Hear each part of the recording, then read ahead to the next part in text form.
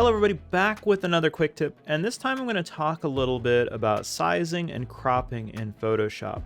Now the first thing I want to do is take a look at this stock photo here, and I want to take this stock photo and print it out for a project that I'm working on.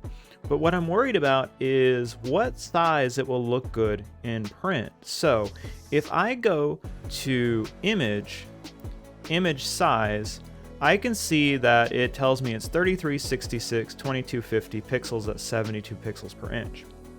Well, something we know here that 72 pixels per inch is an on-screen resolution, and this doesn't really tell me how big it is. And besides that, pixels, kind of are vague when it comes to being on a piece of paper. If I switch this over to inches, it looks like it's going to be 46 inches by 31 inches. Oh, that'll be brilliant. It'll print huge. Well, what I want to do today is show you a little trick that you can use to double check that, because see here, we're still in that resolution of 72. And when we're printing, we want to be, especially for home printing, at least 300 pixels per inch. Now for high res printing, obviously there's much larger sizes that you can use, but for home printing, 300 is pretty good. So to see how many inches we would actually get, check this trick out. If I go back to pixels, and I say 3366. I'll just remember that number, 3366. I'll crank that resolution to 300, which also cranks up my pixels. I don't want that. I'm gonna kick that back down to 3366, that original size. Go back to inches, and I can still print this at 11 inches by 7.5 inches. Much smaller than that original, I think 44 inches, but still it'll let us know how large we can print this file.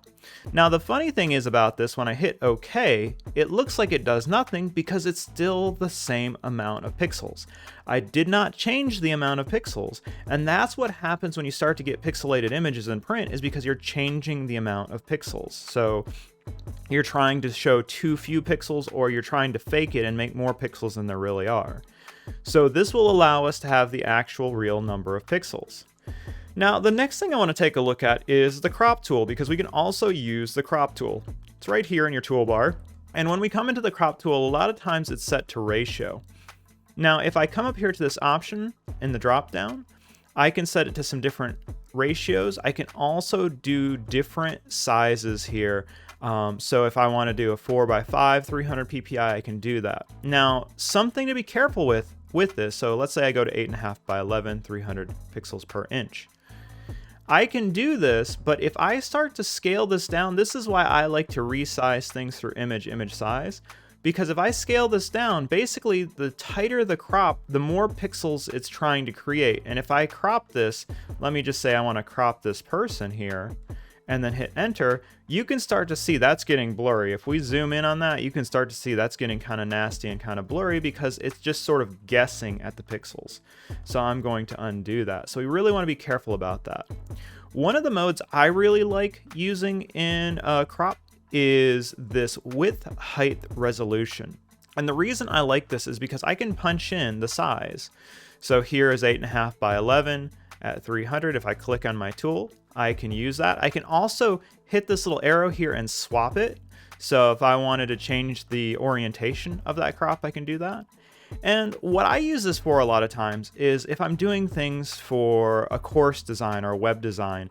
So let's say I'm making a course banner, and I want this to be 1250. And with this, I don't want this to be inches. I want this to be pixels, px, by 200 pixels. And again, that's just px.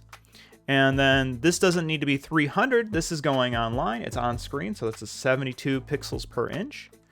And now I have that crop, and I can move that crop around and try to find something interesting. I'm gonna get these people walking here, and enter.